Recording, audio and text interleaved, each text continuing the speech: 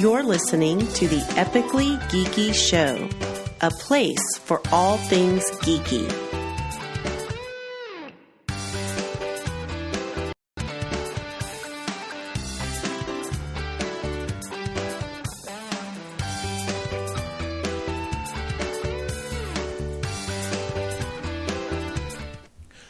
Welcome out to the Epically Geeky Show, episode number 70. I'm your host for the evening, Eugene Stevens. Tonight's opening question is, after a long day of saving the world, when you go home, are you going to most likely grab a Twinkie, a Crunch Bar, or Pringles? Lainey? Salty parabola. Salty parabola. Any particular reason? Because I just can't resist them. Any particular flavor? Oh. Threw a curveball. Damn. For a Pringle? Yeah, for a Pringle. I feel like sea salt and vinegar. Ooh, good call. Mm-hmm. Good call. If you're watching the live show, you can see that we've got some other members on tonight. Hey, not our it's usual. Not just crew. size face for I once. know, right? But yeah, we've got a different crew on tonight. So I'm gonna go around and introduce everybody as I ask the question. We're gonna start with Rowan. Rowan, would you go Twinkie, Crunch Bar, or Pringle? Definitely a Twinkie fan. Love that cream in the middle and just like getting in there and destroying that stuff. Good deal. Do you do the chocolate? Do you do the chocolate ones or anyone? Or there's a chocolate one now. Yeah. Oh, What? I didn't know that. Yeah. Yeah, you did not know there's a chocolate. I don't do Twinkie. Yeah, Oh, okay. yeah, it's a chocolate now. Yeah. I don't eat Twinkie. Well, I guess I'd stick with the classic because Okay. chocolate might be too much chocolate. So Okay. I'd stay with the classic. Did you by chance ever get a hold? And I never did. Did you ever get a hold of the special Ghostbuster one, the green, like had the green cream? Yep. Never did. I didn't either. Never did. They were impossible to find. I'll be honest. It took. Well, I'll get to there in a second. All There right. you go. So It's coming. yeah. Next question. Next up is Brian Kinney. Twinkie, Crunch Bar, or Pringle? I've got to go Twinkie again. Okay. Any particular Now, reason? There's a cinnamon Twinkie that they made. So it was a What? normal yellow Twinkie with cinnamon flavored cream. It was amazing. I haven't seen them again. I had them at work randomly, and yeah, I don't know where to get them. And he's just an hour away. So Excuse me? see, this show has already been worth it, if nothing else, but for the snack information, right? Holy crap. That might turn me into a Twinkie person. Oh, there you go. It's real good. Okay. Damn. And then we have Brian Ortiz. Where are you coming down on this, man? Crunch Bar, Twinkie, or Pringle? I'm gonna round it out by saying Twinkie again. It's got to be Twinkie. Okay. Yeah, That's fair. and I'd probably have to go with Key Lime, the special edition, the ones they made for Ghostbusters. Okay, yeah. Oh, it was No, key I- lime flavored? Yeah, it was key Oh, lime. so, yeah, I wouldn't have been down for that. No. So No. nobody's down for it at first, and it's green and it's weird. And I thought, this is gonna be real hard. And then I ate it, and I was like, holy moly, this is amazing combination. And then I was that weirdo in the store buying like 12 boxes bags. and just telling people like, don't judge me, shut up, these are mine. It's for my kids. I've been there. It's for my kids. It's for my kids. I see. I've completely moved on that that like when point you- in my life. I'm now the guy that walks down the aisle at Toys R Us, and I'm like, what? I'm buying this for me. I was the person that Don't went into judge a me. Disney park alone all the time. Like, I think I win. The one thing we've had this conversation. The one thing that I really have a hard time still doing is going to see a kids movie by myself. Nope, do it all the time. Okay, but you're a girl. That's fine. Girl in the movie by herself girls watching a kids okay. movie is fine. Guy, 40-year-old guy in a children's movie by himself raises a couple of flags. What about the People Mickey-shaped get weird. cheeseburger backpack that's full of snacks that I bring with me? Does that make it That's better still or cool. worse? No, it's still cool. You're still Okay. fine. It's my cheeseburger backpack. Yeah. They'd It's probably the be same- like, it's the hey, same- Yeah. What up? Yeah. It's the same reason we backpack can't full go of like, Twinkies in a burger bag. No Yeah. big deal. I'll be Oh, there you honest. go. I like them all. I like Twinkies. I like Pringles. I like everything. But I probably would have to go with a Crunch Bar just because it's a Crunch Bar and I deserve it. And So- he has it. and I have Got it. And I will props be ready. eating That's it. why. And he has it here. Yes, I did. All right. Well, as you can see, There you go. tonight's topic is a little bit different. We did a couple episodes back. We did an episode where I was talking with a bunch of cosplayers, and we were talking about that life. So I thought we should talk to the Ghostbusters, because Lainey and I are both members of Ghostbusters ATX, one of the Austin area Ghostbuster groups, and yes, we are technically cosplayers, but it's more. It's not just that. We're our own special breed. We're kind of like the 501st. So that's what we're going to discuss tonight. I like the way you put that, by the way. Oh, well, thank you. So the first question I was going to throw out there is, how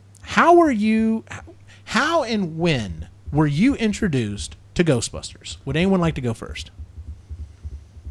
I'll do it. All right, Lainey. Okay, I usually jump in first. She usually does. It's habit. I watched Ghostbusters for the very first time. I was pretty young. My dad has this really terrible habit of letting me watch comedy movies that he loves before I'm really old enough to watch them. So I was 5 and could like rattle off all the lines to Monty Python and had seen Caddyshack like 3 times. Like, that's not appropriate. Like, you don't really want to do that. Okay, when you're 5, yeah. Okay, now here, I'll just throw a little information out there. My wife, when she was younger, her favorite movie was The Best Little Whorehouse in Texas. I remember so this. maybe that's just a thing with the family. Just saying. Yeah, I think that just is our family. Yeah, it might maybe. just be. We just watch things before we're ready. But my dad loves Bill Murray. And now, of course, my father has passed on that love to me, and so I watched Ghostbusters as a kid with him. And my mom really, really loves that movie too. So it was just a thing that kind of came naturally with my parents being like, "Hey, let's show her all these really great movies." I remember watching it; scared the hell out of me the first time I watched it. Oh yeah, because I was pretty little. I was maybe 5 or 6. I was still pretty young. But I just liked it. I thought it was so cool. I was like, they get to walk around with all of their friends, and they get to go bust ghosts, and they get to, I was just really into it. I thought it was cool. This is an awesome job. I get to walk around with my friends with equipment, you know. Yeah, I pretty much. I was like, look at how cool, like, of course, I thought it was a backpack. I was like, look at how neat their backpacks are. And they shoot stuff, and I really liked Slimer. But I think before I had seen the movie, the cartoon the real Ghost, it used to come on like really early in the morning, and I caught it like that. So I knew the characters, and I knew like Slimer and everything before you saw the movie. Yeah. Now she's also was born in 90, so she's a little bit younger. Barely. Okay. Tell you what, we'll just go around the horn then. Rowan, when were you introduced to Ghostbusters? Well, I feel like it's one of those things that I was just kind of bored watching. I can't remember a time that I wasn't watching it. Like, growing up, my parents did a lot of VHS recording off of the TV, and so it was kind of split between, like, Ghostbusters on bootleg VHS, Ninja Turtles. Pirated. Nice. Yep, early days of pirating. Like, Ninja Turtles and, like, other cartoons or like Thundercats, Real Ghostbusters, and all these other things are kind of my rotation. Obviously.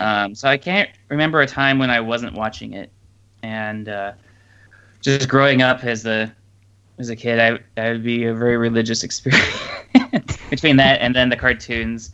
I somehow got the selection of like some of the most epic cartoons of like Knock Knock with the Doomsday Door and like End of the World, and we have to sacrifice ourselves, and so I felt like why I stuck with it. It was kind of a tie between Ninja Turtles and Ghostbusters for so long. I think it kind of came down to, well, could I really be a Ghostbuster or could I really be a Ninja Turtle? And Ninja Turtle. Hey, I think I would You could be both. You could be both. Could be both. Could be both. I tried to plan cosplaying as a turtle way back when as a kid, but there was no way I could do it. Right. Because I was 10 and had no skills. So Ghostbusters, I felt like it was something, obviously the technology is at best hypothetical, but it's fantasy.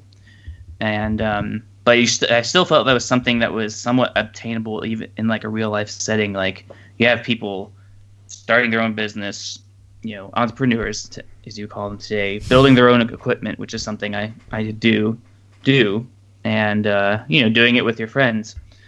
So I feel like in a lot of ways, for a lot of people, those types of things stick with them, and that's probably part of the reason there are people like us. Absolutely. I love it. All right, Brian Kinney, when did you fall in love with Ghostbusters? So I I'm not sure which movie I saw first. I was born in '85, so I think I probably saw the second movie first, which was aimed a little more towards kids. And definitely remember seeing the cartoon as a kid, having the toys. I've still got my Ecto one. It's in rough shape. Oh, okay. Because it got played with. I was the oldest of three brothers at that time. Now 4, but I had the firehouse. I had everything. I had it all. I had Ninja Turtles too and stuff like that. But the Ghostbusters was the one that stuck out with me. So it's been something I loved, and I'm also a huge Star Wars fan. So hearing about the 501st and what they do and stuff like that, and then realizing, I don't have to spend $2,000 on Stormtrooper armor. Yep. I can get a jumpsuit. Sure, let's go that route. Yeah, and go to the bathroom way easier. Yeah. Double zipper for the win. Oh yeah.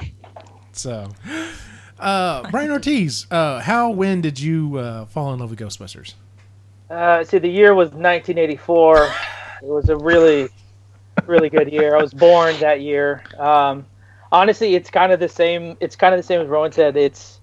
I honestly can't remember a time when Ghostbusters did not exist in my life. And the same thing, somebody, either my mother or my grandmother or my grandfather, someone gave me a bootleg VHS because it just had this terrible label and it just had like the No logo. And I was like, is this a dirty video? What is this? And so like, It's a ghost snuff film? What am I watching? And so, you put it in, and all of a sudden my brain just melted, and I was like, lasers and ghosts are real, and these men are funny? What's happening? And so, Boys with Toys, at my age, there was just no way I wasn't going to get hooked. And when I started paying attention was probably around like 1988 to like 1992, somewhere in there is where Ghostbusters 2 come out, and at that point they had just saturated the market, like you said, with cartoons, product toys, the cereals, T-shirts, party platters. Like, good Lord, you couldn't turn down an aisle and not see this giant No Ghost logo. So it just burned in my brain, and as I got older, I just kept watching it, like everybody else. And then, when the cartoons were still running, thank God, so we were still catching Saturday morning cartoons, and I still have everything. I still have the Ecto toy you're talking about. I still have the Firehouse. I still have the original toys. I still have the old proton packs. I still have everything in storage. And then of course I got older with money, and then I just started buying the big boy toys, like the actual proton packs, posters, and God knows what else. And so, like everybody else, it's never not been a part of me. I mean, there's breathing, there's eating, there's shelter, there's Ghostbusters, and there's love, and that's pretty much everything I could probably need in my life. So it's been with me forever. According to the chat room, apparently we have Tony Stark in the room as well. So just a heads up on that. Excellent. By the way, the chat room is awesome. So let's say yes, absolutely. Well, real quick, so obviously, I guess I'm obviously the oldest one here. I was born in 1977. I remember seeing the first movie, and the only reason I remember seeing it is it scared the hell out of my brother and I. And it was scary, man. There's some moments in there that I have nightmares. Yeah. The dogs are insane. The terror dogs. The terror dogs are insane. God. And that's it. Now, here's the thing. Here's the kicker. So my brother and I are sleeping in the same room. We're both scared to death of this. And my mom's like, gets the bright idea, hey, I'll just leave a nightlight on for you. So she leaves the closet light on. So I'll wake up in the middle of the night, and there's a door with just this glow all the way around it. And I'm just like, oh, God. But yeah, so I was not good. I remember going to the theater. I don't remember seeing it in the theater. I just remember that was kind of my earliest memory of that. But I remember going to the second movie in the theater and watching it, and fell in love with it as a kid. You know what? We can debate whether or not how great a movie or not great a movie it is, but it's a fun movie. It is a fun movie, and I just loved it. And then, of course, I started getting the toys. I started getting, watch the cartoon religiously. And it was funny, what was it, 2 years now? I think I built my first proton pack, I think, a year and a half, 2 years ago. It was 2 years It ago. was 2 years ago. And I got to thinking while I was building it, I was like, wow. No, actually, it was after I finished it, and I thought about it. I was like, oh, man, I built a proton pack. This is the first proton pack I ever built. And I thought about it. I was like, no, wait a minute. This technically isn't the first proton pack I've ever built. When I was younger, like, I had Ecto, and I had all the guys, and I had some of the other ghosts. I never had the firehouse. I had taken plywood. My grandfather had passed away, and I'd go visit my grandmother and spend the night there or whatever. Well, I'd go down to his shop, and I got plywood and just some extra spare parts and wood, and took rope and made strings, and I made a very crude, rudimentary proton pack for myself. And then my brother wanted one, so I made one for him. And then my cousin wanted one, and we would run around with these, really cheap looking, thrown together proton packs and play Ghostbusters. And I was like, wow, technically, I've been doing this for quite a while. So I just had an extended break. You've been cosplaying since before it was cool. I know, right? Go me. All right, so moving on. When did you become a Ghostbuster? Lainey? Me? Yes. So I started busting ghosts about a year ago. In fact, it was a year ago, because this time last year, I had talked to Eugene after Eugene built his proton pack, and I had got to I put it on and I got to play with it. It started a little fire in me, because it was just so cool. It was so neat to be able to put it on and granted, I'm not it's not an actual proton reactor on my back, but still it's a whole thing. I was close enough. This is real. I could really do this. And so I remember talking to him about it and being so how hard was this? What do you think? And he asked me if I wanted to try and build one with him, and I said absolutely. And I got super, super lucky that Eugene is the most patient human in the entire planet, because I can't build anything. I can barely build a sandcastle. So Eugene was really patient and really walked me through everything and let me be really hands-on with it and help paint and put together different parts of the electronics of it. It was really cool. And so I feel I have a lot more respect for my proton pack, because I had to help build it. And then Eugene decided that he had talked with the local theater, like he said, and decided that with the new movie coming out, we would offer to go down there and meet with people and take pictures and promote our site, the show, and everything. And I was hooked. It was the coolest thing. I got to suit up. I got to be a face character. I got to go down there, and I got to do what I love, which is interact with people, especially kids. I had little girls coming up to me so excited about this new movie, and I got to talk with them, and it was amazing. So yeah, about a year ago when we did that movie theater event, that would be the first time I got to go and really do it. Yeah. It was awesome. I'll go ahead and jump in here, because mine is actually really closely tied to hers. I'm about, before the show we were talking, I'm about 45 pounds heavier than I really want to be right this time. But whatever. That being said, I'm still down about 75 pounds from where I was. And as the reason why I started losing weight was because I had my boys, and I wanted to be around to see them grow up, and kind of laid the fire under me. And I was like, all right, time to lose some weight. A lot of weight. So started losing weight, and cosplay had always interested me. And I've always been attracted to Ghostbusters, and I was just like, you know what? I'm gonna make this a goal. I'm gonna lose enough weight to where now here's the thing. I didn't know about this. I understand this now. I just wanted to be a Ghostbuster. I didn't want to be, oh hey, it's the fat Ghostbuster. And what I didn't realize, and I realize this now, is that doesn't matter. When you suit up, you're a Ghostbuster. It doesn't matter what you look like, tall, short, heavy, thin, whatever. You're just a Ghostbuster. But like I said, I didn't understand at the time. So it was it was a goal that I had set for myself. So I lost a bunch of weight, got the fly suit, started building the proton pack, and had to really bust my butt to get it done by for Austin Comic-Con. And I started going around. I did some events or whatever at my school and stuff. Everyone thought it was really cool. And actually, it was at Austin Comic-Con that, it was the year before I had gone, I think, and that's when I met the Austin area Ghostbusters.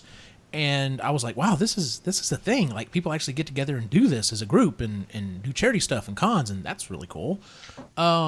so I got in touch with them, and we didn't actually join until after our event. And then Lainey moved here. She started teaching, and she's like, I want you to build me one. And I'm like, okay, it's an investment. It's going to cost, it is going to cost a little bit of money. And she was totally fine with it and wanted to help build it. So yeah, I built a second one, and of course now it's in my blood, and I'm already thinking about what am I going to do for a third? How am I going to improve the next Every time one? he looks at mine, he's like, I think next time. I'm like, stop. Yeah, well, I mean, as is, hers is actually sitting right there behind me. Yeah, I need to make a couple little repairs. Yes, there's some repairs that need to be done, but I'll be taking care of that. So, but yeah, we've technically only been busting for a little over a year now.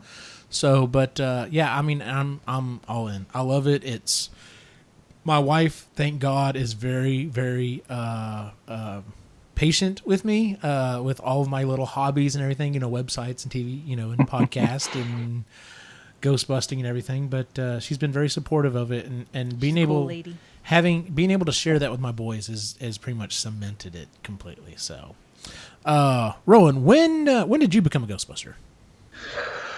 Well, the journey really started back in 2003. You guys are killing me with these intros. The journey. No, keep it up. I'm loving It's been it. a journey.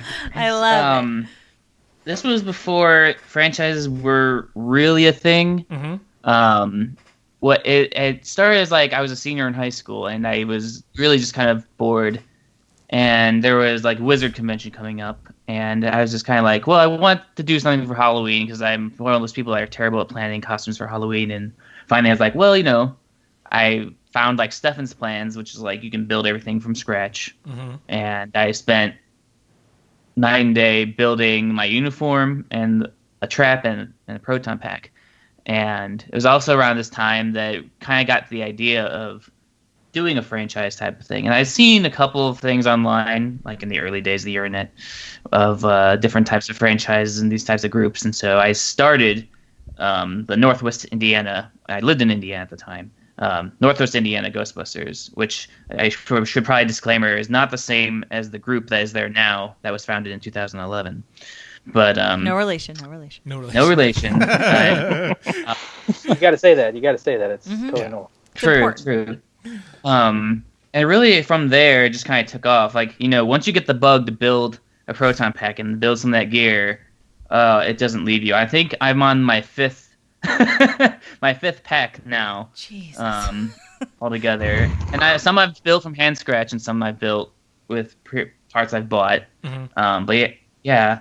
I did the Northwest Indiana Ghostbusters thing for a couple years, but then that was before franchises were really popular. It was still, the franchise was kind of dead at that point, so I kind of was just doing my own thing. I felt like the odd person out. It wasn't until I had moved to Austin, and I kind of got right as Zach, who founded the group originally, really started it. But even then, it was still 2 years, because I just moved to Austin. This was in 2012. Mm-hmm. And it was 2 years before I could really get involved. And so now, being a part of Ghostbusters ATX is where I'm at, and being involved in hopefully expanding this group into a much more interesting. Well, it's already been interesting, but doing a lot more things, expanding, and I'm missing a Vakeman quote, here. So well, there's one for everything. The franchise opportunities alone. Yes, exactly. Yes, there we are. All right, Brian Kinney, how did you get started? So, similar to Rowan in that it starts back in 2003. I lived in California at the time. So out there, you had Anime Expo was the big anime convention in the U.S. It's still the biggest one. So me and my friends would go down to that. They started cosplaying and got me interested in it because at that time, the cosplay scene was still smaller. It was just starting off, really. Mm-hmm. And you were seeing, big names now like Yaya Han and stuff like that were a little more approachable than they might be now. She wasn't a giant name yet, but she was still doing a lot of stuff. Mm-hmm. And she would come to smaller conventions and things like that. So we would go out, talk to people, learn about what they do, check some stuff out. But at the same time, I was really getting into photography. Move ahead to about 2007 or 8, I guess, actually. I started playing Airsoft, which is basically military LARP. Yeah. So Call of Duty LARP, Oh right? my god. exactly. Yeah, I mean, the stuff I was doing was milsim. So I mean, you're wearing full gear, you're out there, you're using tactics. It's not like paintball. It's very different. It's a lot more tactical. And that just rekindled the love of basically costuming. It's like, okay. So that transitioned into doing stuff when I was working at Best Buy, like dressing up for Call of Duty. So I actually, while working, would run midnight events, midnight openings for Call of Duty, for Modern Warfare, for Medal of Honor. At that point, I looked like the guy on the cover of Medal of Honor, beard, everything. Still got the beard, but it was bigger at that point too. So, and that's just kind of gone. And I had friends that worked staff at Otakon, which is the other big anime convention out on the East Coast. I got in with them and started doing cosplay photography. So I worked in the photo booth is what we called it, photo suite, and would actually be taking professional level photos of cosplayers, full backdrop setups, DSLR cameras and everything for free. We would sell them to them if they wanted it. If not, it's free for them. And then that just grew and grew and grew and grew. And I was like, I can do this. So I came back to Austin, had run into Zach, who co-founded the group. It took a couple years. I really wanted to do the Star Wars thing, but money. Because, Stormtrooper armor's not cheap. And I didn't have the skills to make that. But a flight suit, it's like, okay, I love Ghostbusters. People do the Ghostbusters thing. And they do charity too. Oh, it's the 501st, but Ghostbusters. But way more I can do comfortable. that. Well, I mean, these suits don't breathe. No, they do not. they don't. No, they do not. It's Texas. It's Yeah. Whew, buddy. I'm dying in this. Dude, you don't have to wear it for us, man. It's all cool. Oh, no. I'm all right. I'm all right. Roll up the sleeves. I've and been out in Austin summer in it. Inside's not too bad. Yeah. So I've only been one place wearing my flight suit where I was actually like, wow, I'm glad this thing is warm. So Oh, God. it was an East Texas con, and it was like in November, and it was like, wow, I'm glad this thing's Ooh, actually kind of I warm. feel So great. yeah. Brian Ortiz, when did you become a Ghostbuster?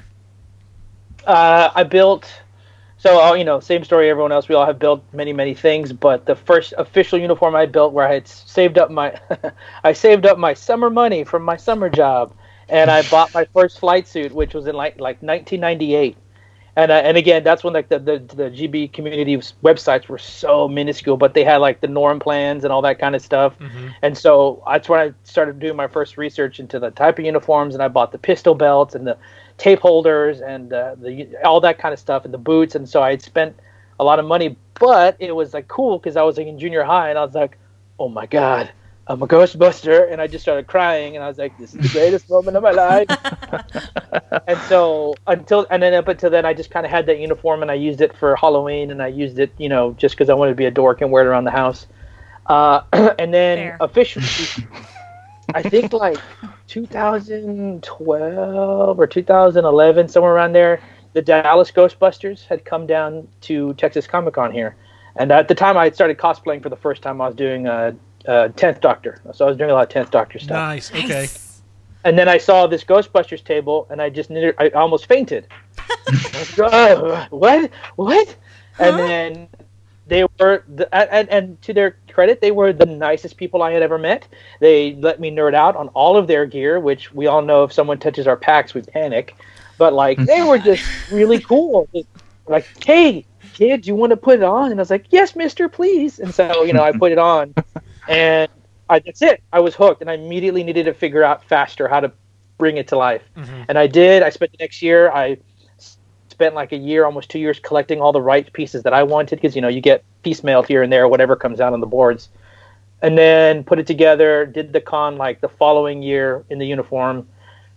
Dreams come true, tears crying, people loved it. And then officially Ghostbusting, I got to start in 2013. And that's the official one. I prior to that, I had met Zach, who was a huge influence because, you know, they had started the Austin group, and he met me at another con, and of course he let me tag along, and he let several other people later. We tagged along with him at the Austin conventions, other places. It was real sweet, and he kind of taught us how to do a group. We were like, oh my God, this is a business. Well, let's figure this out. And then luckily after that, in 2013, our group started. And ever since then, I would say that I was officially a Ghostbuster with our small group in San Antonio. And so that's kind of where it started. So we had a lot of help, again, with Austin, who was always fantastic to us and treated us with like tons of respect and was never afraid to like show us how to do something, teach us how to do something. And it was real motivational because then we came back to San Antonio. We're like, come on, we can do this. We can be a big group. Let's do it. And we're like, yeah, let's do it. And we haven't stopped since then. All we've done is we've grown a little bit. Our family's grown a little bit.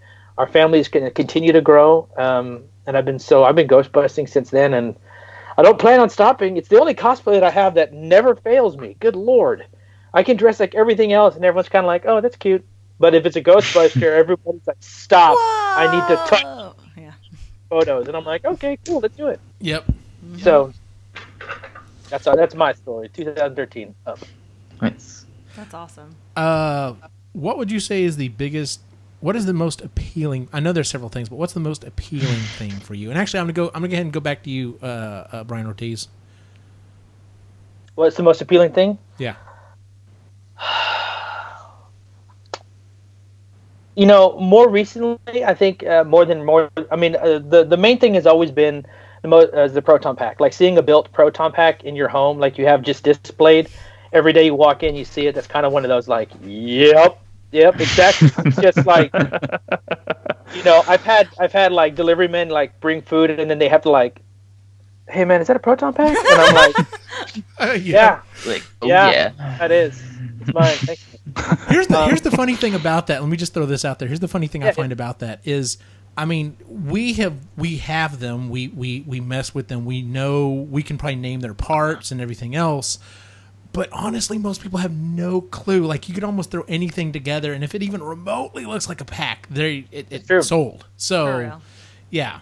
But anyway, I didn't figure that out until much later. I was like, oh, wow, I need to be really detailed. And, you know, I was like... No, if you could slap anything on there. Yeah, pretty much so. All right. But it feels good when you build a really detailed one and then, like, the other GB nerds are like, hey, man, is that a straight Legris? What is that? And what year is that? Is that a metal one? And you're like, yeah, dude, it's metal. It's from the 1980s. I had to dig for it. It's pretty crazy. Nice. So those little details on your packs that I love to, like, you know, tinker over with somebody and stuff like that. But honestly, I think most recently the most interesting, enticing thing of all, I know this is weird, but being this age, having proton packs, all of us being Ghostbusters, and as we were talking about earlier, having the new movie come out has been something that I don't think I'll ever experience in my whole life, because Star Wars 501st, everybody has these large franchises that get to do like tons of stuff. They have Celebration Day. They have a beautiful amount of organization. They've been doing it since the 1970s.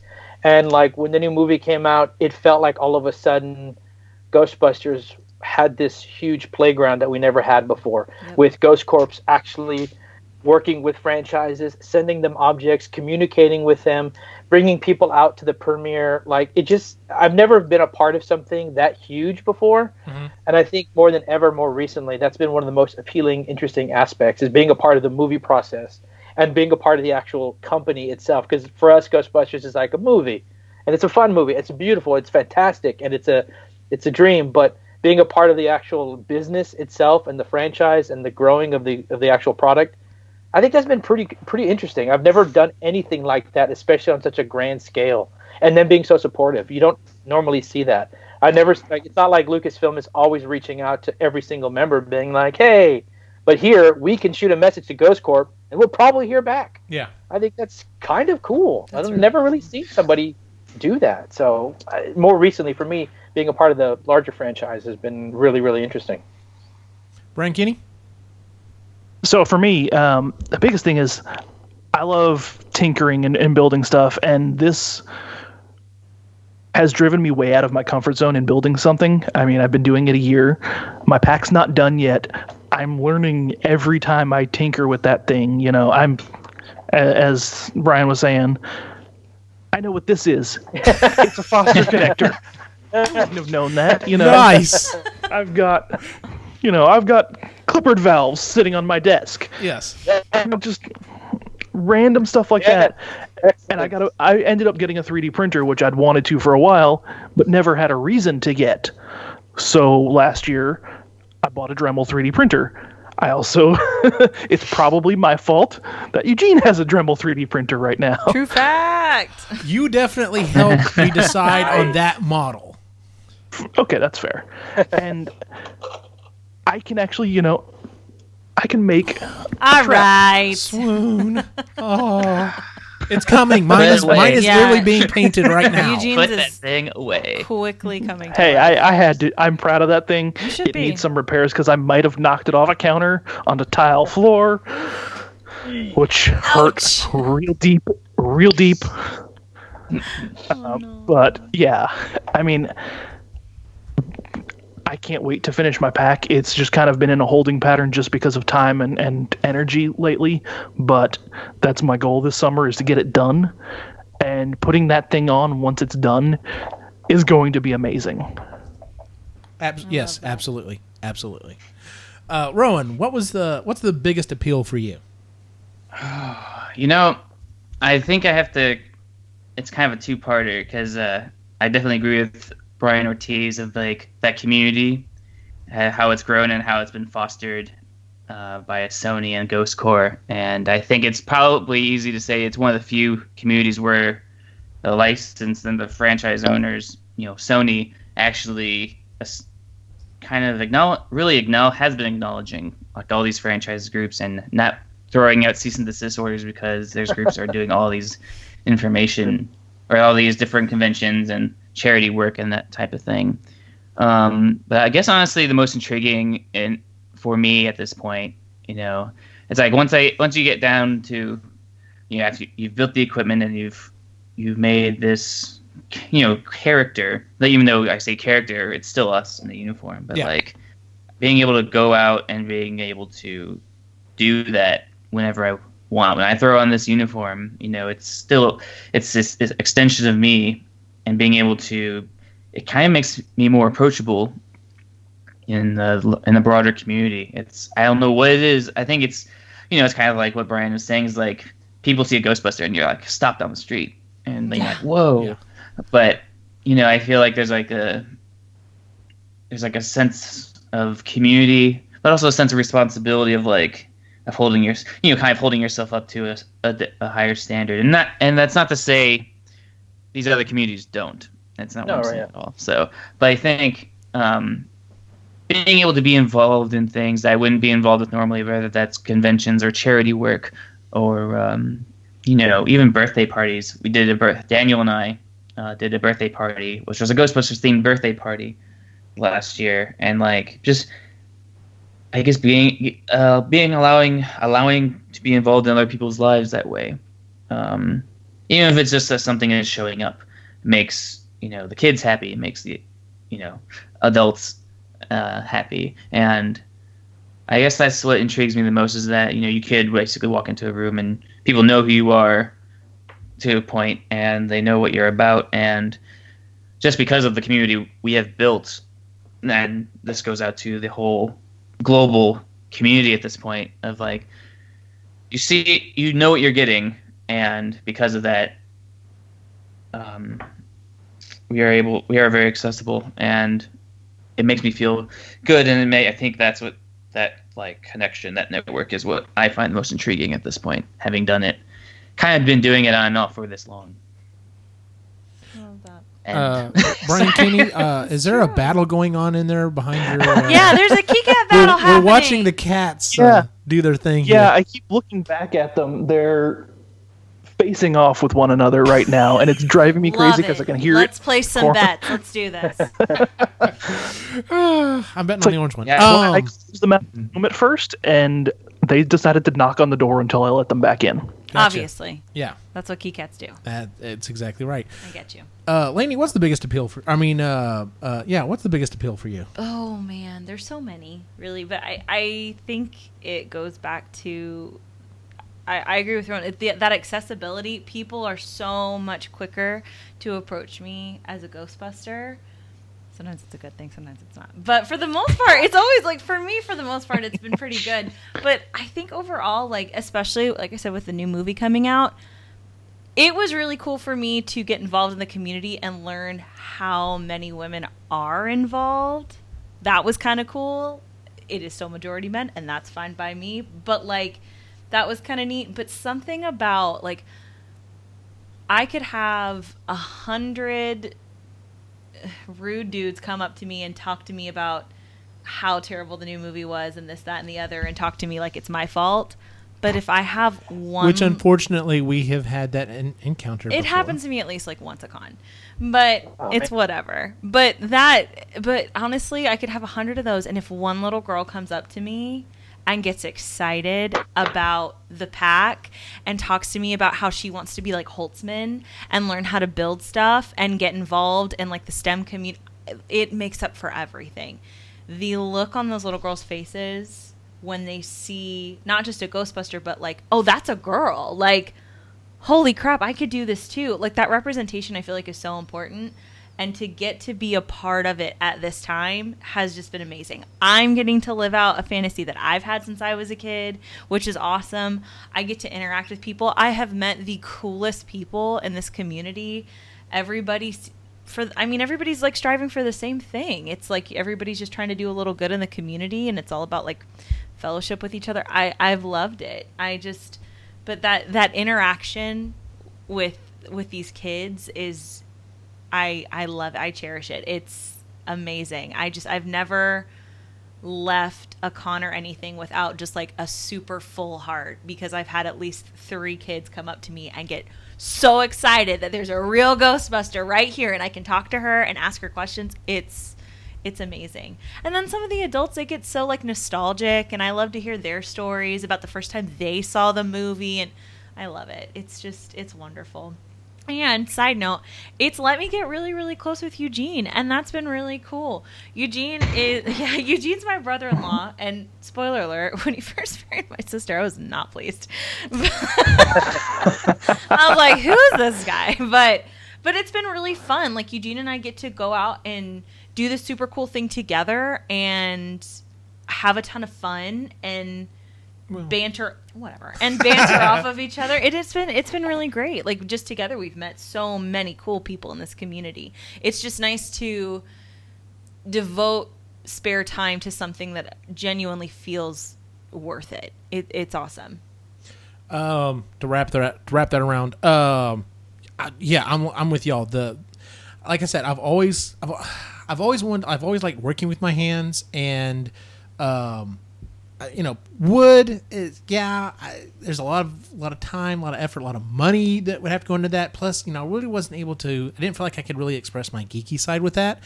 And then I've started learning about prop making, and I went for a gold star. First off, I was like, hey, let's build a proton pack, not just like, a space rifle or something. But yeah, so that was like the first thing, and I jumped into it. And yeah, the equipment and learning the equipment and building the equipment is, as much of a headache as it is sometimes.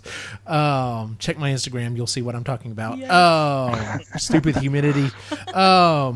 I have to say, and we talked about this before the show, I'm an introvert, but I'm not when I put on that flight suit. For some reason, I'm still me, but I'm just like, I'm the me I'm supposed to be. And it's kind of hard to say that, but it's the truth. Like, I don't have a problem walking up to talking to people, and just like, I'm just like I said, I'm not like that much of an introvert that like I don't like he's not gonna cry if you like ask him a question, right? Yeah, I'm not. Yeah, of course, I'm like, oh hey, I'll do a podcast and do a website and go out and meet people, and it's just like so that has kind of pushed me a little further out there. But like, literally, one of the events that we did back was Loaves and Fishes in the fall or the spring. That was in the fall. That was in the fall. It was Halloween, and I was so excited.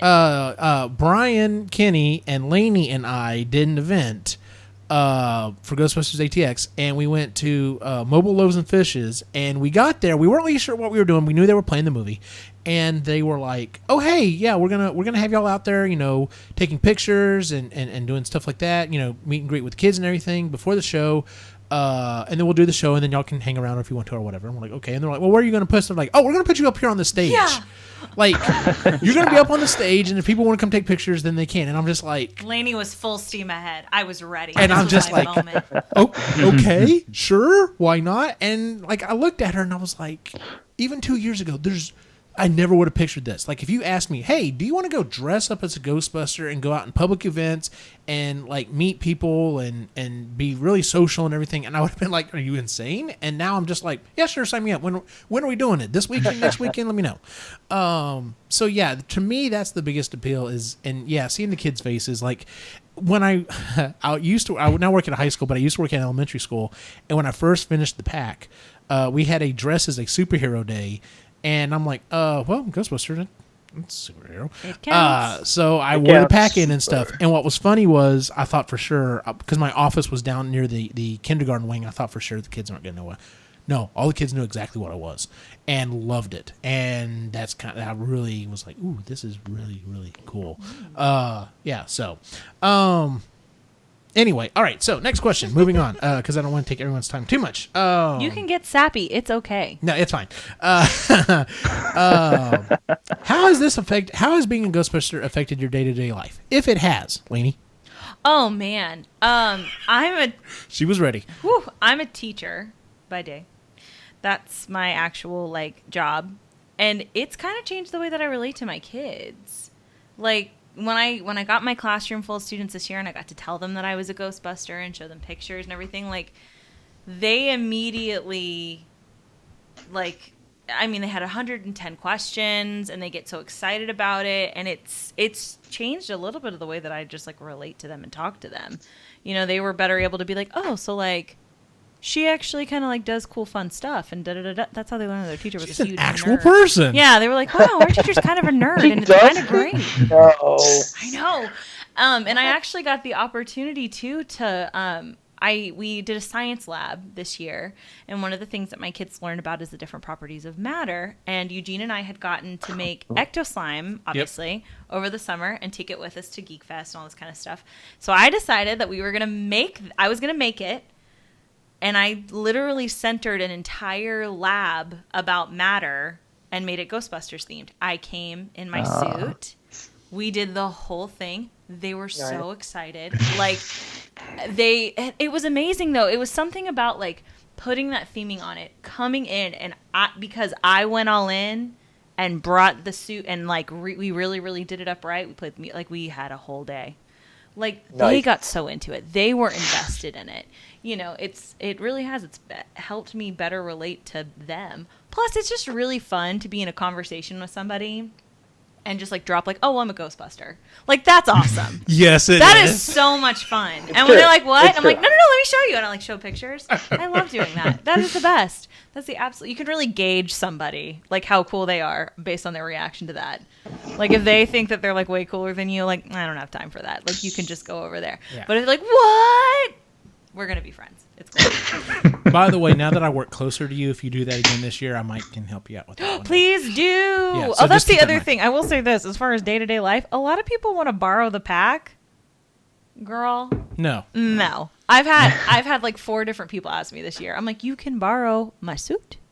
Yeah. I am not going to let you carry this pack. Unless you want to go through a 3-day tutorial where I show you how to use it. I show you how to put it on and off. And I'm behind you spotting you the whole time. It's not going to work. Which, by the way, Rowan literally. Rowan and Brian, maybe we need to look into figuring out a way that we can just cast a solid resin. I mean, it would be heavy as hell, probably. But Whatever. A solid we could resin look into pack. doing a stunt pack. Yeah, we might have to look at doing a stunt pack pack for that. Mm-hmm. So Couldn't hurt. Mental Could note. Real quick. Noted. Yeah. Okay. Yeah. Santonio was like, "Oh yeah, that's a good idea." Interesting. Just Real quick, I just want to throw out there. We do have another Buster in the chat room. What? Yeah, his name is Chris Nance. He's in California. I asked him, I was like, how did you get into it? And he said about a year ago he made the decision he just wanted to finally do it because, of course, like most of us, he wanted to do it all of his life. So he basically threw together a pack and built one, went out to his first real public appearance was a nearby convention and got to meet the Bear Area Ghostbusters and check out their Ecto SF. And he said even though it's incomplete, he said he got to go to a free comic book day and he was just high-fiving kids left and right, which I love that. Oh my god, it's so much fun. Good job, Chris. You don't remember where you were, do you? I don't. Tell you what, we'll go to Brian Kinney. I knew that was coming. How has being a Ghostbuster affected your day-to-day life? I mean, it really hasn't affected it that much beyond the fact that I can drop the, oh yeah, I'm a Ghostbuster bombshell, which is always great. Mm-hmm. I work in the gaming industry, so I'm around a bunch of nerds all the time. Lucky you. So, I'm with norms all day. Me being in the office is really not that odd. So. Okay, to be fair, though, you and Rowan both live in the Austin area, and like Lainey and I have worn, we've done it at a convention, we've had the suits on, we've come back to Colleen where we're at, and been like, let's go scare the norms or scare the straights, and let's go walk around somewhere, and we get tons of looks. We've done that in Austin, and Austin people are just like, eh. Sometimes you'll get somebody who'll stick their head out the window and yell something about how they're not afraid of no ghost, and that's great. But for the most part, it's like... Or who you going to call, but otherwise they're just like... Call, yeah, you get that one a lot. I like the who you going to call. Not me, I'm on break. I'm on break. Nice. Rowan, how has this affected your day-to-day life? It's probably a similar. It really doesn't, I guess. You mean you don't walk out totally suited up every single morning, first thing? I wish. That was that dream of mine to be able to do that. I do freelance as a 3D artist and video editor, but my main job right now is driving a truck. So if I would just show up to that job in this uniform, I'd probably get a lot of weird looks, because a lot of them are 40, 50, 60-year-old dudes. Uh-huh. And so's my dad. He's seen it. Don't worry about it. They kind of give me an eyebrow and be like, okay, buddy. It's one of those. It's a different time for them. Yeah. But I feel like there's definitely a distinct, like when I'm out, if I'm out in the Austin proper and like just bumming about, there's a little bit more of a bleed. But I guess because my day-to-day, there's not a whole lot of overlap. Gotcha. In the situation. What about you, Brian Ortiz? Has it affected your day-to-day life at all? It's funny because as we're talking, I'm trying to think about it. At first, I was going to say, no, not really. But then the more I thought about it, I realized, this actually does affect me more and more often, especially in the last couple of years, for a couple of reasons. One, help manage and running the group. I'm actually constantly doing kind of work for the group. I'm either doing designs for upcoming banners for shows. I'm trying to make sure that the Facebook page has at least a couple of updates every day of something that's following the news, so I can make sure that I can keep all the cool stuff going, whatever we get from Ghost Corps and asks us to get ready to do. And then more than anything else, it's just a lot of maintaining. And so doing Ghostbusters work is actually more in my life than I would have imagined, actually, because I have my day job, but then during my day job, I'm doing Ghostbusters. Yeah, probably shouldn't have said that. But either way, I do Ghostbusters during my work, and so it's kind of fun because it does. While it's a kind of a job, it also feels like, man, if I could just get paid for this, good Lord, I'd be the greatest, happiest man on the planet. Yeah, no joke. And don't worry, no one watches the show anyway. Yeah, you're good. But it's awesome. Just I don't mind. I can get stressful and all that kind of blah blah stuff, as we all know. But when I sit back, I'm like, man, what I do today? Hell, I did 8 hours of Ghostbusters work today. Good Lord, that's a lot of Ghostbuster work, and it's kind of cool to say that. Aside from the conventions we go to and the charity, and then you're right, just putting on the suit and just walking out. Cars will stop or honk at you and be like, Ghostbusters! And I'm like, keep driving, it's dangerous. Thank you. You know what I'm saying? Don't stop! Don't stop. There's two of us. We're in the middle of a street. Please. Thank you, sir. But, I got to say, it does affect me more often in my days than not. And I love it. I love when I get to sneak away and do Ghostbuster designs and come up with stuff, email people, just kind of chat with group members, try and make sure everyone's okay and happy and blah, blah, blah. So the little menial things that are Ghostbusters, I kind of enjoy more often than not, even though I can get stressed, but I still love it. I'm like, this is cool. I'm doing Ghostbusters paperwork. Yeah. Nice. Didn't know that was a dream. Sweet. My day-to-day, I would say, I do drop the thing occasionally. Hey, I'm a Ghostbuster, especially if it's something I thought, I think it may be turn into something where I'm like, okay, I'm going to get to wear the suit for something. Since I've become a Ghostbuster, I started getting a flood of friend requests on Facebook. And previously, I was very kind of guarded about it. And for whatever reason, I was like, nope, screw it. I'm just going to almost accept everyone. And of course, I've had to go in and kind of mute some people here and there, but I've actually got to meet some really cool people that way, and it's just because of the love of this one thing, and it's been like, oh, hey, you also are into this, and you also are into that, and, asking questions, especially when it comes to, building stuff, it's like, hey, what are y'all doing about this? And so, yeah, it's been interesting. And then, of course, meeting, the other members of the group has been really fun, so, let's see here. I just had a couple more questions. This is a side question, and I already know Brian Kinney's answer on this one, because we were talking about it after that said event. Do you actually believe in ghosts? Brian Ortiz? Absolutely. Okay. Straight up. Okay. Straight up 100%. Have you ever had a paranormal, a supernatural experience?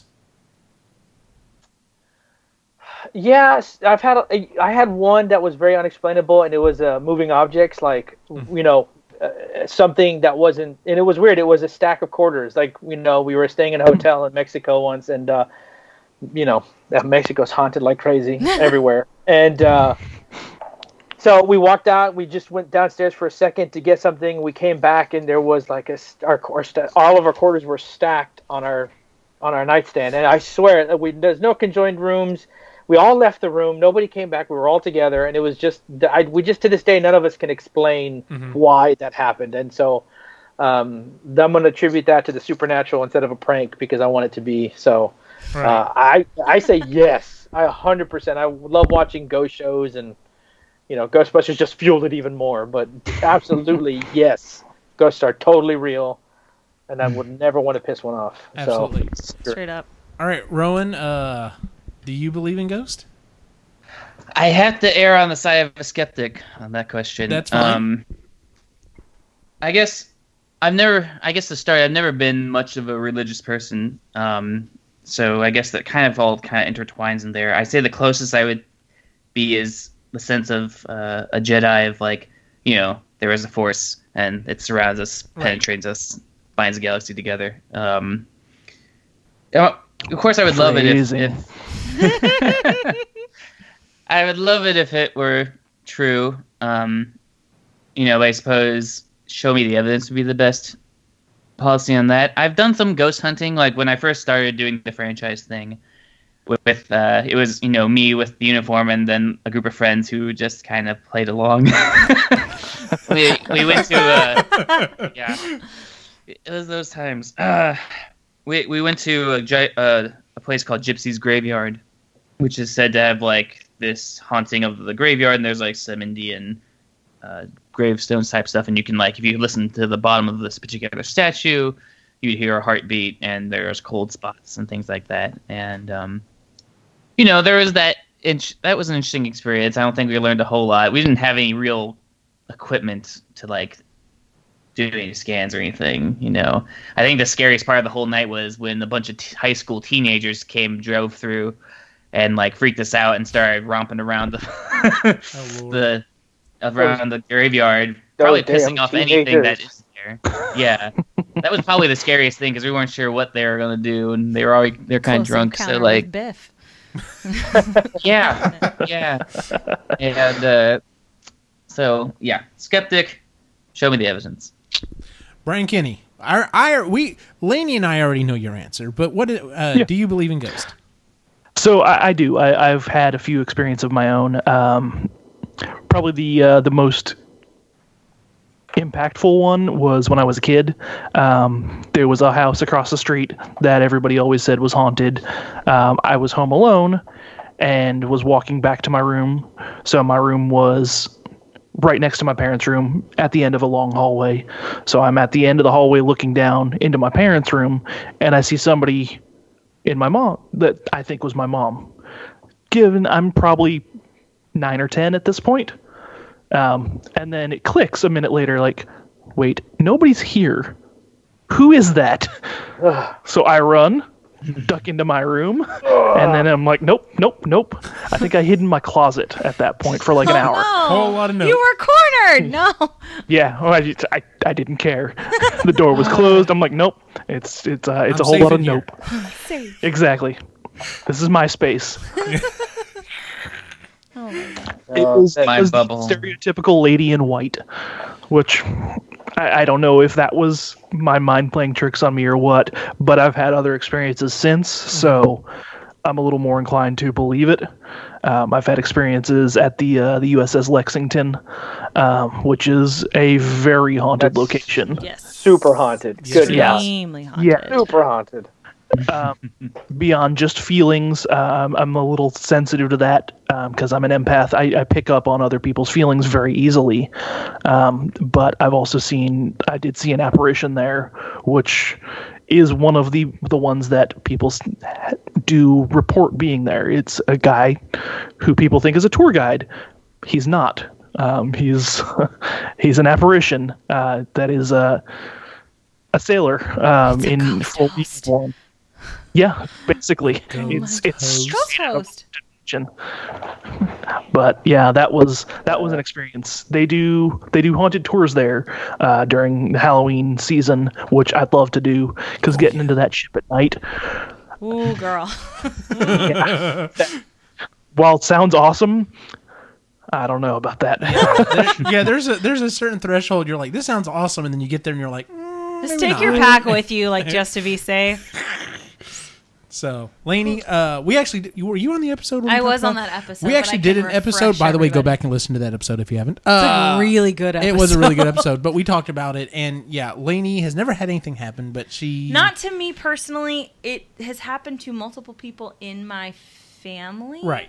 I'm kind of like Rowan on this. I'm very, very skeptical, but I might be one of the most skeptical believers in ghosts.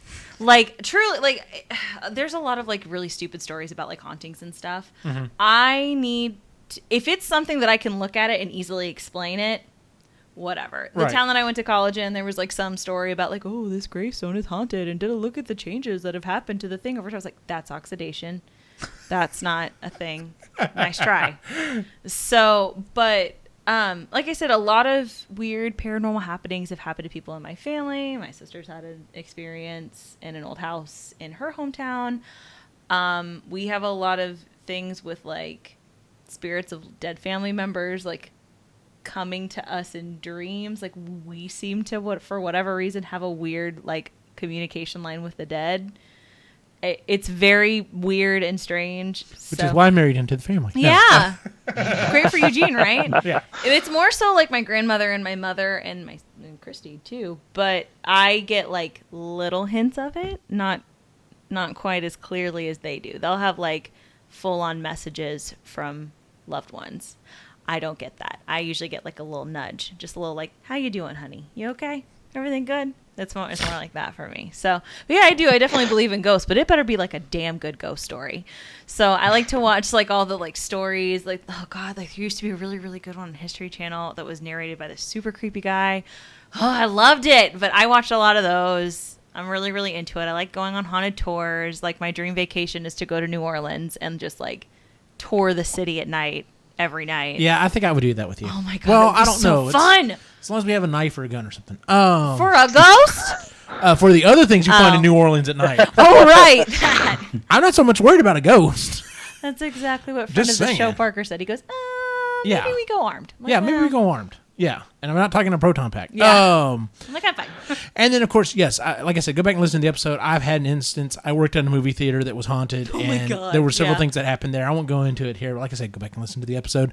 But yeah, it was kind of a theory that we had. We were after that one show, we got to talking about it, and I was like, I wonder if the majority of the people in the Ghostbusters community, like, at least believe or at least skeptical of it. And so far, everyone I've talked to is either a skeptic or believe. I've yet to run across anyone that's just, the hardcore. No, absolutely not. No. This is, yeah. So, just kind of a theory I was running with. So, all right. That being said, that's pretty much where I'm going to wrap it up. We're at the 10 o'clock mark. So, we'll go ahead and move on to our picks and pans. Would anyone like to go first? I'll do it. All right. What do you have? All right. Pick or a pan or both? pick. What you got? Wonder Woman again. Oh my Again? God, you guys, I saw it. I've seen it twice now. I'm probably gonna go again this week. My life is different now. When? I might go in Huntsville. Oh, Sorry. fine. I won't go see it with you. I'm sorry. Well, if I go see it again here, I guarantee you I'm going to see it at least 3 more times. So I'll let you know. Okay. But, oh my God, you guys, seriously though, like I went and I saw it. I told Eugene I didn't take anybody with me the first time because I told him, I was like, I know I'm going to have a very emotional experience. And so I want to go alone. I'm really glad I did. I cried from like the second it started until it ended. So, but I went and saw it again with Eugene on Father's Day. And oh my God, guys, I can't do it. May be my pick next week. It may be my pick the week after that. I'm still living off the Wonder Woman high. I'm so happy. Like you have no idea. I'm going to go ahead and jump in here with my pick because of just the timing for the show and everything. Yeah, that's going to be my pick too. You guys, Seriously though, if you haven't seen it, go see it. It is really well done. I don't know where you guys came down on Man of Steel or Batman versus Superman, but at this point, like as far as I'm concerned, this is the beginning of the DC universe. Like this is it. This is the first one. Did it. These can be previewed. The other ones can be whatever. They finally really really did it. Like they got this one very very very right. Yeah. If they if you haven't gone to see Wonder Woman yet, go see it. It's definitely worth the time. Literally everything. I laughed. I cried. Great battle scene. It moved me. Okay.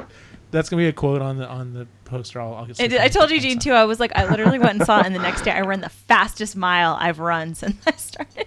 Were you listening to the soundtrack? Maybe. Yeah. Uh-huh. Yeah. Rowan, do you have a pick or pan or both for the? I'm gonna do a pick here real quick. And it's not Ghostbusters related. Oh, that's okay. Blasphemy. Is it when I hear of things that are good that are to recommend? The first thing I've picked up recently is an animation called Transformers Prime.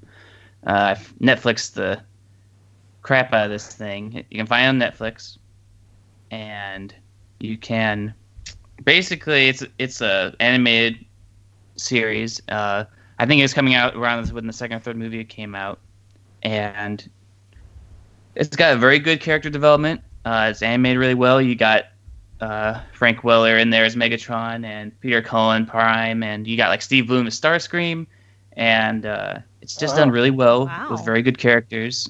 And Eugene's definitely Googling this right now, by the way. I think I watched part of it because I can't remember what the name of the one was that my boys started watching it, and I was like, "Ooh, this was actually pretty good."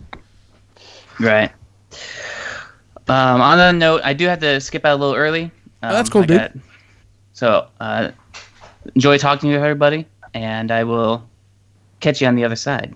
Awesome, dude. Talk to you later, man. Bye, Rowan. Later. Brian Kenny, do you have a pick or pan for the week? So I do. Just like you were mentioning earlier, that you end up wandering into Toys R Us and going down the toy aisles and taking a look. Playmobil just put out their Ghostbusters line. Oh man! So I don't have any money and I need these. Eugene's very sad. I get paid this week. Can't do that. Oh god. So it's been sitting back behind me here on the shelf. I thought that was the one. That's it right there. Oh my god, they look so good. I picked up the Ecto one as well. That's still in the box. I haven't opened that up yet. Do it now! No. We will extend the show. I'll go get it. No. You don't have to. But yeah, it's like since my old Kenner Ecto one was in such rough shape, I needed a new one, and it seems to be about the same size. Mm-hmm. So that's gonna kind of go in the spot of my old Kenner. Nice. And go on display in one of my display cabinets. I'll be honest with you. I would love to have the entire set because, like I said, I never had the Real Ghostbusters Firehouse. I had the guys, and I had the Ecto one. And I'm just like, wow, the Firehouse is only $70. Yeah. That's insane. And the fact that the Ecto one is only $40. Because, I mean, when they came out with the versions on Lego, I was like, ooh, I have to get, $70. That's a little much. But $40, I think I could swing. So, yeah. Did anybody buy because no one ever talks about it. I have it. It's always next to me because I actually love it. Did anyone ever buy the Ectomobile from the Extreme Ghostbusters? See, I didn't have that one. I didn't either. Yeah, that's the one I have. I always have that one displayed in my house just because it's actually the design and the shape of it was like really. Hold on. It's a really solid design. I'm always impressed as Oh heck. wow. Yeah, Like, it is. Yeah, they did a that's solid toy with this thing, and it's sad because I know it's a show that not many people remember or watch too often, but the toy line, like the Ecto and stuff like that, probably some of the best Ectos I've seen. It was just really built rugged, doors open, lights up, sounds, all kinds of stuff. It was really, really cool for a toy. Yeah. Yeah, between trying to get like I said, I'm 6 characters behind on the Diamond Select, and then I've got freaking, the Playmobil ones have come out that I'd love to get and play with my boys. And then on top of that, I recently got a Nintendo Switch, and I've been playing Legend of Zelda, and I've recently discovered Amiibos, and I'm just like, I don't have any money. Oh, no. goodbye money. Yes, goodbye money. Damn you, Nintendo and Ghostbusters. All right, Brian Ortiz, do you have a pick or pan for us? I have a pick, little non-Ghostbusters related, but it's because I've been in the hype train of it for like the last several months. Something I used to watch when I was a kid, but didn't see everything or didn't quite understand it. It wasn't until recently that I picked it up. But I'm watching the entire 11 seasons of Cheers. Really? Yes. I loved Cheers. It's so cool to be like older now and then have this stuff and then watch it and just really understand it, as opposed to when a kid and parents are watching it or whatever. So Yeah. I've been watching. I'm on season 8 right now, and I got all excited because like a couple of them came to Alamo City Comic Con this year, and so I just got super hyped for it. Oh, nice. I think I was the only idiot dressed in like a Cliff cosplay, walking around with like a beer and a tail, and so I was the only one. And it was nice that people recognized, so I was appreciative of that. But yeah, Cheers. It's every 8 seasons, every episode solid, funny, amazing cast dynamic, great comedy, fun drama, and everyone is just perfectly balanced chemistry wise to do things, and it's so well written. So if you haven't seen it in a long time or you're curious about it for the first time, it's on Netflix. They just put the entire series on Netflix. Oh no. It's worth just jumping into and just laughing. And you get to see a bunch of people who would later go on to be ridiculously famous, you know what I'm saying? Aside from like the obvious people in the cast, like a bunch of supporting characters just showed up, and I was like, oh my goodness. So 100% worth checking out. That's my pick. Cheers, the TV show. Well, hell, just watching Cheers, just watching Woody Harrelson, and then like flash forward and like Oh maybe my watch him God. in like the Hunger Games or something. It's just like, Yeah. dude, he grew up and got hardcore. Woody got real hardcore. Yeah, Woody got real hardcore. Just real Real quick, I have to hardcore. ask this. I enjoyed the TV series all the way through. You've seen the finale episode, right? Do you think it was a good finale for the show? Of Cheers? Yeah.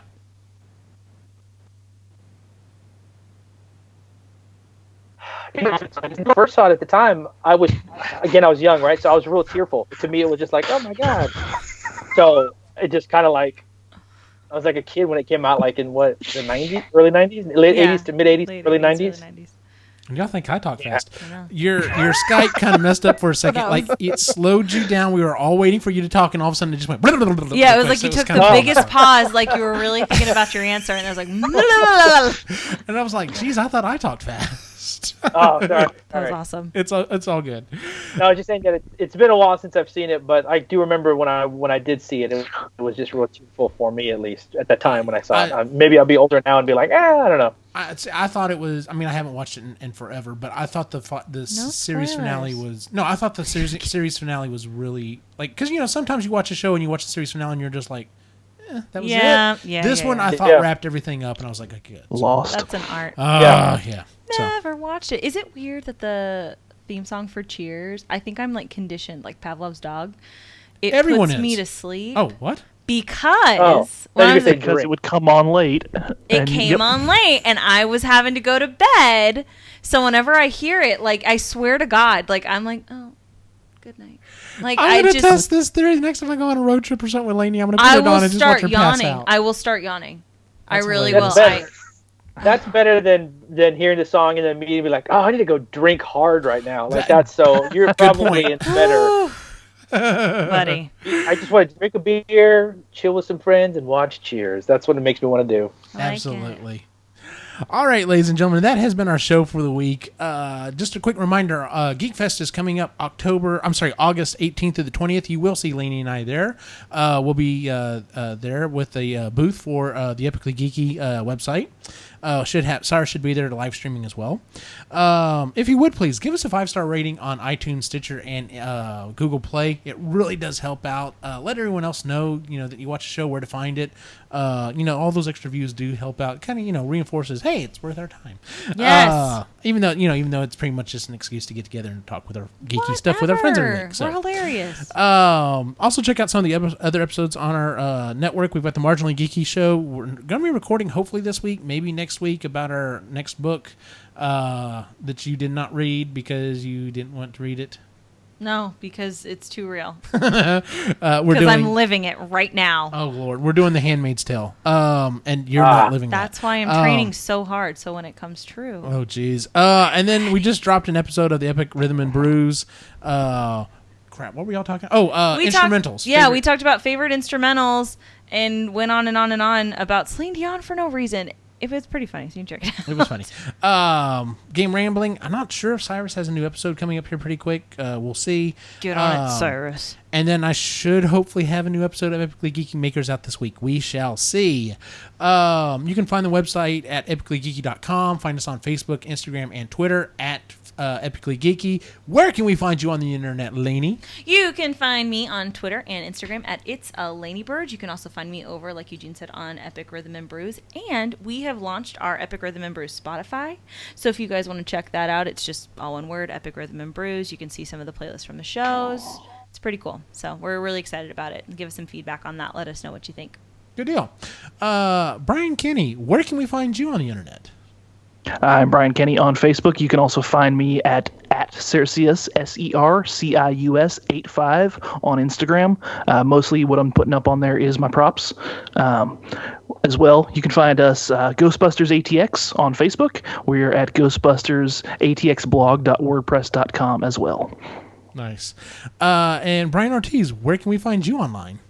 You can find me online on Facebook at Brian Ortiz, the director. I'm a director and filmmaker is my other side of my life. So you can find me there most times. You can find me at Ghostbusters, SATX San Antonio on Facebook also. And then you can probably find me on Twitter every now and then and Instagram as well. So I'm on there as Dr. Nerd. So come and find me. That is Not a great Dr. Nerd. That's a good handle, sir. Well done. Thank you. And as always, you can find my individual wacky adventure online at Optimus Gene on Facebook, Instagram, and Twitter. For everyone on the site, have a good night.